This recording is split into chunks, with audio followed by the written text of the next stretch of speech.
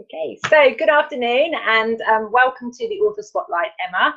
So I'm very pleased to say we've got Emma Heptonstall, and the author of, I've got to show it because I love the feel of your and the colour of your book, How to Be a Lady Who Leaves.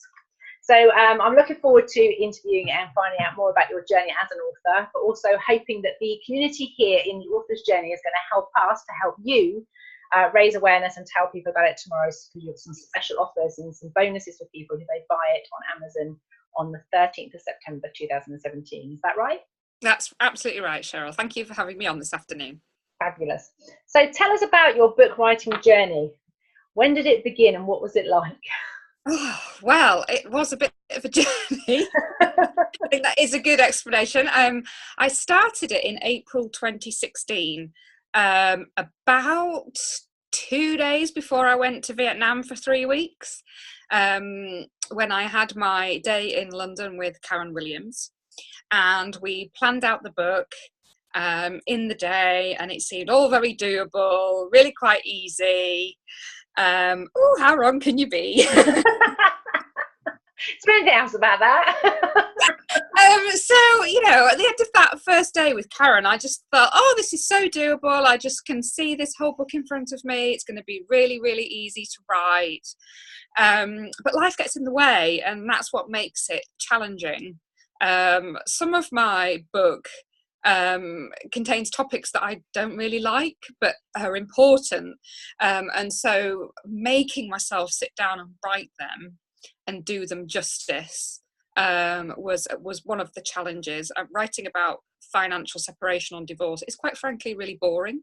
It's boring talking. It's vital. It's boring thinking about it. It's boring talking about it. It was certainly boring writing about it, but really important. And so I was really conscious that I did it the justice that it deserves.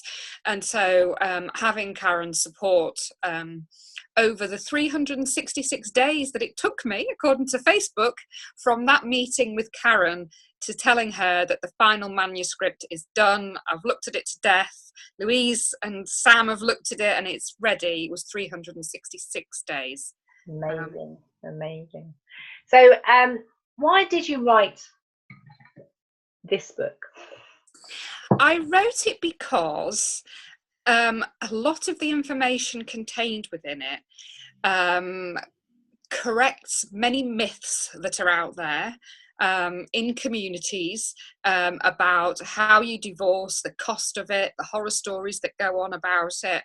And it's really frustrating as a divorce coach, as a family mediator, as a former family lawyer, to hear people telling other people, you can be sitting on a train and there's two women having a conversation and they're talking about divorce and they're talking about experiences that they haven't had, that someone else has had, that they've misconstrued, misunderstood. And so this book is for them. This is really the truth about divorce. It isn't actually, the process itself is not that complicated. It's what we put on it that makes it complicated in terms of our emotions. And actually having a baseline for understanding the practicalities of it is one thing, but managing your emotions is quite another. Yes, I remember over I was going to say a glass of wine, might be a cup of coffee, that you and I were sat chatting at some point on this journey. We've met up and you were talking about a client that, grounding them about whether they should be arguing over a piece of furniture, that sort of stuff, because you can get caught up in arguments over, and it's the emotion that's driven behind it rather than logically what's the impact on you if you don't have this, etc. So what's the most important thing that you've learned on this journey as an author? That having a plan ahead of time is absolutely vital. That did save me. As I said, at that initial meeting with Karen, I felt, totally elated. But when I felt a lack of motivation, and there were times that I didn't feel motivated, that I could just go to the plan and say, right, okay, I'm not really in the mood for writing today, but I do need to write something. What can I do? Not having to write the book in chapter order. And, if I'm honest, I did pretty much write it in chapter order, but not totally. I left the financial bit till the end, blitzed the other bits first. Yeah. Understanding your own writing style is also really important. So one of the things that Karen suggested that I do is set aside some writing time every week. That didn't really work for me. How I found that I worked best was I would sit down, usually at a weekend, and blitz 10, 15,000 words in a weekend and then not want to touch it again for a while. Mm-hmm. So although it took me 366 days, if I put end to end how long it really took me, probably about 3 months in total. Mm-hmm. But that was my style. I'd find times when I felt really inspired and creative and would almost vomit on the page and just go, oh, here's another chapter, here's another section. And other days I'd think, oh, I don't know what I want to say today. Yeah. I think that's really important. I know I've seen that with people when they've got a plan. Is, you know, you might have had something happen that week that actually you want to write about chapter 12 because that's fresh in your mind, you've had an experience, and so it's actually being creative with yourself and checking in with what works. So it's fab. So having a plan would be it. But you also said about how to find your own writing style. So what worked for you to find your writing style? Well, I was a prolific blogger before I did the book, so I guess I found that part of it quite easy. And one of the things that I do is that I use Mac, which had its own challenges for writing the book, and I would never recommend anybody write a book on Mac, but you live and learn. But one of the things that I do is, because it does have great voice recognition, is I talk to it. So if I got tired of typing, then I would just sit and chat. So my book is very chatty in its style, and people that know me that have read it said, oh, I could hear you when I was reading it. It was you. So it isn't very formal at all. It's written as I speak. Yeah, from the heart as well. And that makes it, for me, a lot easier because I was just being me. Yeah. So what do you wish you'd known before you started? Just how resilient I think that you do need to be, because it's this thing that takes a life of its own, but it never leaves you. I found for myself that it was constantly with me, and actually there were times when that became really quite stressful because I just thought I just want to forget about it. But at the back of my mind is the book, how much have you written? How many words have you done? How many chapters have you done? What have you still got left to do? I did originally, in the April when I'd started it, I'd originally planned to have it launched for January. But I became ill last summer, and so for 2 months I didn't do a thing. And so getting over that and going, well, it's just not going to happen, but don't beat yourself up about it. It doesn't mean the book's not going to happen. It just means that it's going to take longer than you wanted it to. But keeping going and not feeling that sense of failure, which I did a bit for a while, probably because I wasn't in a great state emotionally, generally because I wasn't very well. But keeping going and knowing that it's worth it.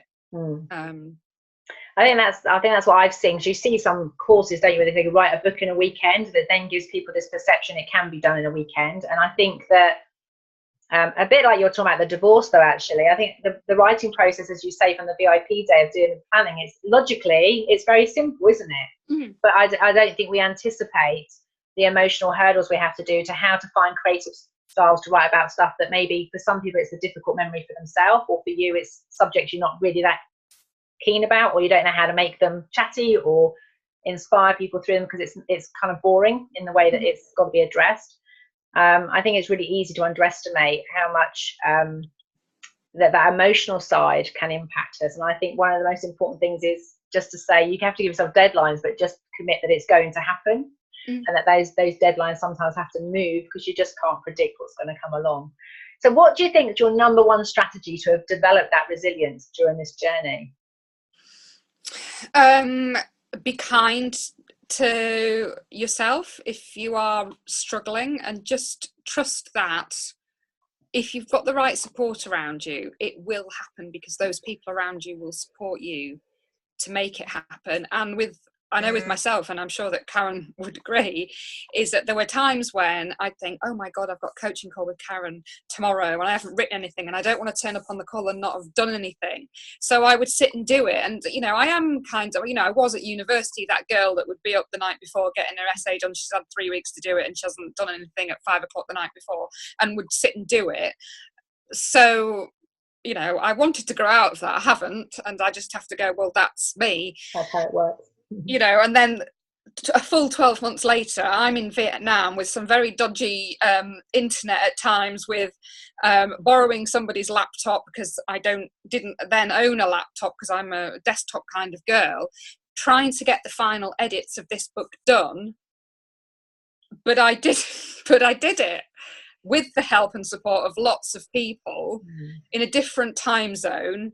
But I did it, and it was so worth it, because that moment, as you know, Cheryl, when you get that test copy of a proper book in your hand with your name on it, is just the most amazing feeling ever. So I will come on to that feeling because I want to find out a bit more about that. But I just wanted to recap. So the support that for you, the thing to go, the resilience was the support. And one of them, obviously, one aspect of that is Karen, because she's been holding you accountable. And I think that's the one thing with us when we have coaches, whatever we want to change in our life, whether it is to get help with our divorce, is that there's a date in the diary, so you can't keep putting off dealing with it or addressing it. So I think once you pay the money and you put the date in the diary, then you commit to it. But I also get a sense there was other people supporting you. So what sort of kind of support did you find that you needed, and who did you ask? How did you go around that in order to maintain that resilience? I told people about it. And I talked probably about, not immediately, but maybe 6 months in. So I was kind of like halfway through the process. I talked about the fact that I was writing a book and what the book was about. So I wouldn't quit on myself, because that would be just too huge, because people say, I thought you were writing a book. And so I just thought to myself, well, I need the support of other people. And so then people would say, oh, you're the lady that's writing the book about divorce, and, you know, I'm looking forward to reading it. And that when I had my dark minutes thinking, oh my goodness, I can't do it, I'll never get it finished, then I think, oh yes, but people are waiting for it. People want to read it. And my clients who appear in the book were just phenomenal. And so I had to do it as much for them as for myself at that point, because I was like, well, I'm telling your story, and it's not right for me to ask you to start sharing it for me not to finish it. Yeah, absolutely. I think that's one of the key things we talk about in Authors Journey, is about collaboration. Because I think when you start collaborating with people, it's not just you that you're quitting on. And I think you forget that sometimes along the journey, because it does feel a bit like it's just you and your typewriter. That's a bit old fashioned, isn't it? Typewriter, laptop. That's in my head. So going back to that feeling then, when you've got your copy of the book in your hand, that's like what? Oh, I was just like, oh my goodness, this is my book. It's my book. You know, even now, I still get goosebumps every now and then when I pick it up or somebody says something about it. Because I think, my God, I did that. And I remember saying to Karen, I think it was when the final, when I'd read it for the final edits, reading it and thinking, I can't remember writing this. And actually, it's quite good, isn't it? I remember that. Something like that. Oh, did I write that? Yeah, exactly. It's like, oh my goodness, I have no recollection of writing that. I'm sure I wrote that. Well, you must have done. Stream of consciousness, it just comes out and you don't realise you know what you know. Yeah, absolutely. And what's been your biggest success to date? Probably the media attention, which has been overwhelming in positive ways, in not so positive ways, because I didn't expect it to be quite so well received or out there as quickly as it has been, which is, it's fabulous. It's done wonders for my website views, hits on my website. I've got new clients from it. People know, I went to an event last week which had nothing to do with divorce coaching, and a lady there said, I recognise you were in the paper last week, weren't you? So it's like, oh, well, yeah, I was.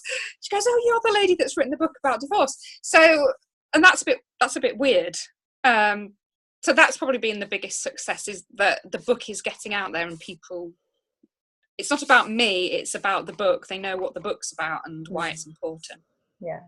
And you touched on it, sort of some of it was really good and some of it was not so positive, and you've had to probably deal with probably what lots of people, when they put themselves out there in the public, put the head of Karen's expression is putting your head above the parapet. You're always going to have people that are going to, and there was some PR from the Sun that really was kind of twisting as they lovelyly do, but they did get attention, and it was a big piece, so you got lots of attention for it.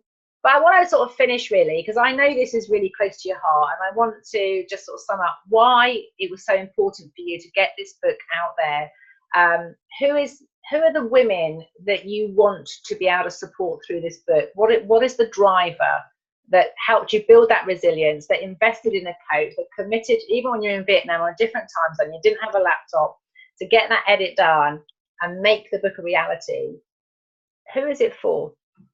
It's for ladies who are leaving or thinking of leaving. They may not be in employment. They may have a husband who deals with all the family finances, may have done so for quite some time. It's for the woman who may be quite financially astute, but needs the support behind her of knowing what's going to happen next. What I find is that people stay stuck when they don't know what's going to happen next. By reading this book, you get an overview of the whole process. So before you even start, you know where you're going. So you're starting with the end in mind. And that's what this book is, a journey through. That decision to leave and life beyond. And it's also telling some stories, isn't it, about the emotional hurdles you may have to be aware of, so that you know if you get stuck at certain points, whether that's part of the process or part of the emotion, so you can separate the two out and actually have strategies to help them through that. Absolutely. It's certainly something, I've said this to you before, when I was going through my divorce 15 years ago, I wish this book had been out. I certainly think that I rolled over too easily just for a quiet life and just allowed myself to be manipulated in the situation. I didn't really understand the process, and I wasn't able really to forecast and think that as a single mum with 2 children who was going to predominantly have to raise them on her own, hadn't really forecast ahead of that. And I know that I wish this book had been out to give me the support. So I'm glad there'll be lots and lots of people out there now that will have all the support that they need. So that leaves us to clarify that tomorrow, on the 13th of September 2017, will be Amazon book launch. I'll put the link in the comment below when I've put the video up. And if people buy it on Amazon, that is, if they do Kindle or printed copy, they will get 4 added bonuses. And I can't remember what they are. Can you? So there is a webinar where I talk about the 3 biggest mistakes that women make in divorce and how to avoid them. Fabulous. There is a video interview with Nina Farr, who is a parenting expert and co-authored the book, in that she wrote the chapter on domestic abuse for me. And she's talking about stepping into parental leadership and why that's important as a single parent.